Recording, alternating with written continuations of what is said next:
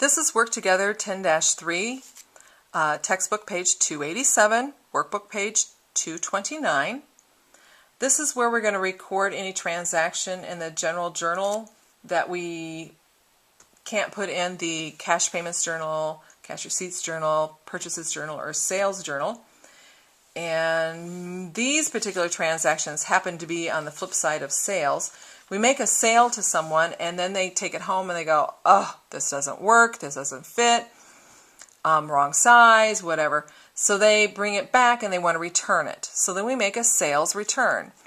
Sometimes they get home and find out, ooh, the product was damaged and they can still use it, but they want to get credit for it because, geez, they got damaged goods. So we give them a sales allowance. Well, the account is called sales return allowance. We lump it all into one account.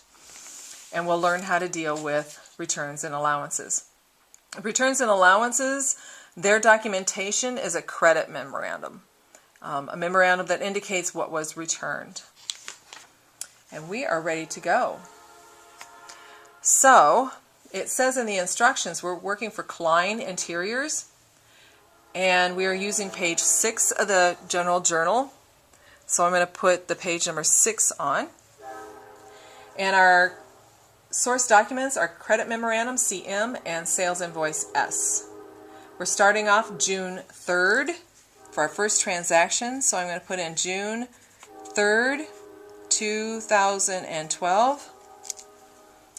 And it says, granted credit to Will Banks and Associates for merchandise returned. $457 plus sales tax of $36.56. We have, I always have to talk this one through so that we can figure it out. I know that they returned this merchandise of $457. So it originally was a sale, and now they're returning it, so it'll be a sales return allowance. A sale is normally a credit, so a sales return and allowance is a debit. It's always the opposite. And it's also considered what they call a contra account to sales. So sales returns and allowance for the total amount of just this merchandise, so $457. Now, when they return that, they shouldn't have to pay the tax on the amount that they returned. So we got to give them back the sales tax that they paid on it.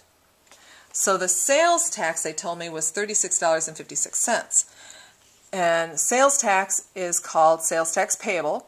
Payables are normally a credit balance, so in order to get it out of there, we have to debit it. So I'm going to put sales tax payable,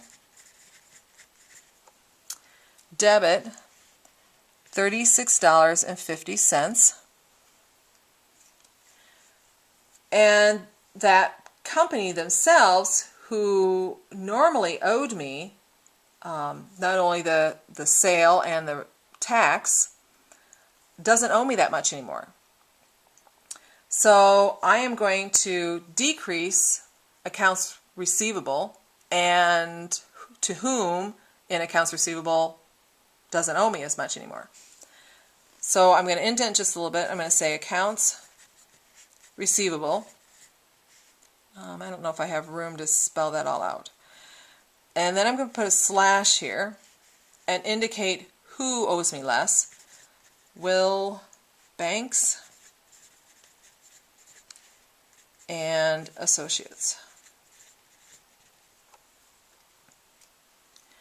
And they owe me not only the tax, or they don't owe me the tax or the original sale amount, which are these two numbers up here. So when I add them together, that's how much they don't owe me anymore. So $493.56.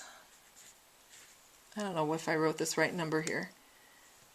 This is $36.56 is that what I said? I don't know. That's supposed to be a 6.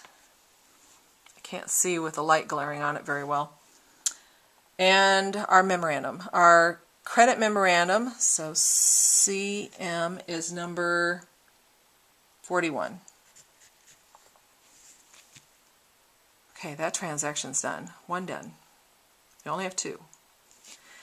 June 6th, next transaction. You granted credit to Westfall High School for damaged merchandise. $67. Now, a school is exempt from tax. And we don't need to give them credit for tax. So they returned merchandise for sales. It says for a sales invoice 345, so it must have been on account. So first one I'm going to say sales, returns, and allowance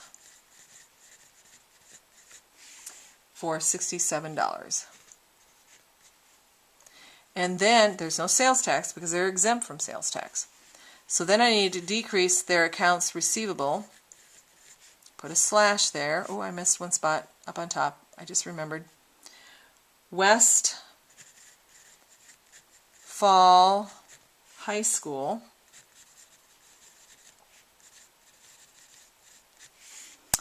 $67. The thing I forgot to do, before I forget here, documentation was CM42. So CM42. Going back to June 3rd on line 3, we put a slash here in the account title column because we have to post this 400 number to not only the accounts receivable controlling account, but the subsidiary account called Will Banks and Associates. So since we're posting to 2 places, we put a slash in the post reference column so that we can put a number in the upper left-hand corner and a number in the lower right-hand corner to where we're putting it. Same way with line 5, accounts receivable, I'm going to credit accounts receivable $67 plus the accounts receivable subsidiary account called Westfall High School $67 as well. So I'm going to put a slash in the post reference column because it will be posting to 2 places. So there'll be 2 numbers in that box. And let me look at the instructions. That was it. So you're ready to do on your own 10-3 and good luck.